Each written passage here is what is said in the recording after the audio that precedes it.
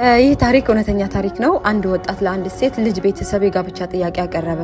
አባቷም የልጁን ስነ ስርዓትና የሚፈልገውን ተገቢውን ባህሪ ሲያገኝበት 2000 የሶሪያ ሊራ ብቻ ለምህር ጥሎሽ ጠየቀው። በመቀጠልም የልጅቱ አባት እኛ ለቤቱ ወንድ የሆነን እንገዛለን እንጂ ገንዘብ አያስጨንቀንም ብሎ ተናገረ። ወጣቱም ተደስቶ ጋብቻው ተፈጸመ። ባልየው እንደ ቀልድ ሁልጊዜ የሚያደርገው ነገር ነበር። ሁልጊዜ ፔፕሲ ሲገዛ ለሚስቱ አንቺና ይሄ ፔፕሲ እቃ አንድ አይነት ናችሁ፣ ሁለታችሁም በ2000 ይላታል። ሚስት በቀልዱ እየተናደደች ሳለች ነገር ግን ቁጣዋን አታሳይም እና ሁልጊዜም አንቺ ፔፕሲ እቃ እያለ ይጠራታል። አንድ ቀን አብረው ወጥተው ወክ እየሄዱ ፔፕሲ ገዙ።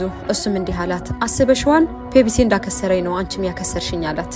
ትዕግስቷ ተሟጦ ሚስትየዋ ተነስታ ቤተሰቧን እንድትጠይቅ ነግራው ትሄዳለች። እናም ስለ ባሏ ለቤተሰቦቿ እንዲህ ብላ ቅሬታ አቀረበችላቸው። መህሬን አረከሳችሁ፣ እሱ ደግሞ እጣ ፈንታዬን አረከሰው ብላ ተናገረች። አባትየው በጣም ተናዶ ሚስቱን ሊወስድ የመጣውን ባል እንዲህ አለው፣ ዛሬን ከኛ ጋር ተዋት እና አንተና ቤተሰቦችህ ግብዣ ስላለ ነገኑ ሲለው ባልየው በጣም ደስ አለው። ምን እየተካሄደ እንደሆነ አያውቅም። በሁለተኛው ቀን እሱና ቤተሰቦቹ ወደ ሚስቱ ቤተሰቦች መጡ።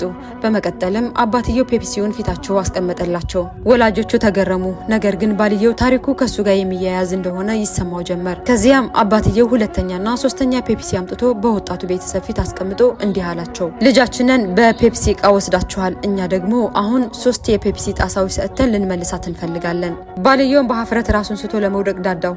ቤተሰቡ ምንም በተመለከተ እንደሆነ ምንም አልገባቸውም። አባትየውም ሁኔታውን አብራርቶ ሲነግራቸው ሁሉም በባል ስራ ተናደዱ፣ ቤተሰቡም ጭምር። ቤተሰቦቹ ተናደው ላከበረ ሽልማቱ ይህ ነው ብለው አዘኑበት።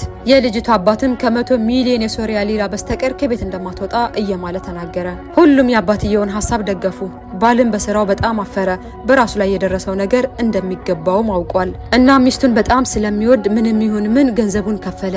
100 ሚሊዮን ሊራ ከፈለ።